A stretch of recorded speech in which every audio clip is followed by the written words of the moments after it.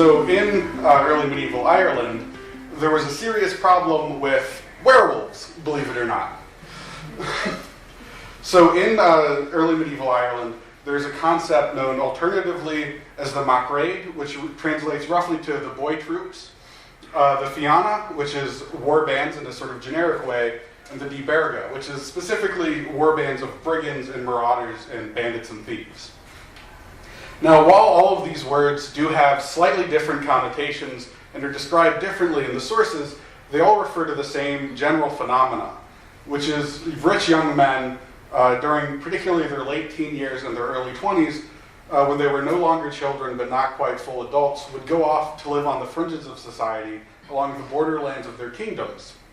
And as rich young aristocrats, they would also have a lot of money, a lot of sort of less well-instilled values, and a good amount of weapons dealing with the time period. So as you might expect, they would get into the sort of trouble that young, rich, well-armed, aristocratic young men with no adult supervision would get into. So we might want to start imagining these as sort of Animal House, but significantly more well-armed. So there's a lot of mixed feelings about these groups of young men going around. For the sort of adults of the aristocratic class, they would look very favorably upon them. So we have there's one text we have from the 9th century called the Instructions of Cormac, which is a dialogue of Cormac MacArt, one of the great high kings of early Ireland, with his son, and they're talking about how to be a great warrior. And Cormac is praising his youth that he went spending around getting into fights and going on raids with these young men. And likewise, in a lot of the stories that deal with King Conchobar of Ulster, he's very praising of these young men, and the stories themselves seem to really glorify this. And the boy troops of King Conchobar are described as the first ones to go into battle. So they would arm up and reach the enemy, sometimes even days before the main army with the champions would be able to fight. However, as you might expect, not everyone shares this view. And particularly, we have a lot of views from early medieval churchmen who are much more critical about the phenomena. So early churchmen would describe these as young men who would go wolfing about the border.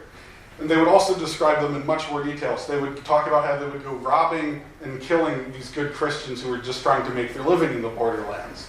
And that they would wear, upon initiation, demonic markings upon their skin, which is most likely a reference to the tattoos and war paints that the Romans described Celtic groups as wearing.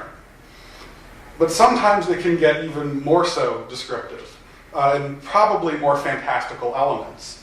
So in some of the most striking condemnations of the Diberga that they describe, they take this wolfing along the border very literally, and talk about how these men on the border would cast spells upon themselves to turn them into wolves, or these wolf-man creatures that would go around causing even more destruction than they would when they're just trouncing about with their weapons.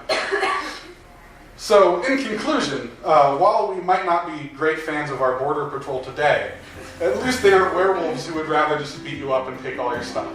Thank you.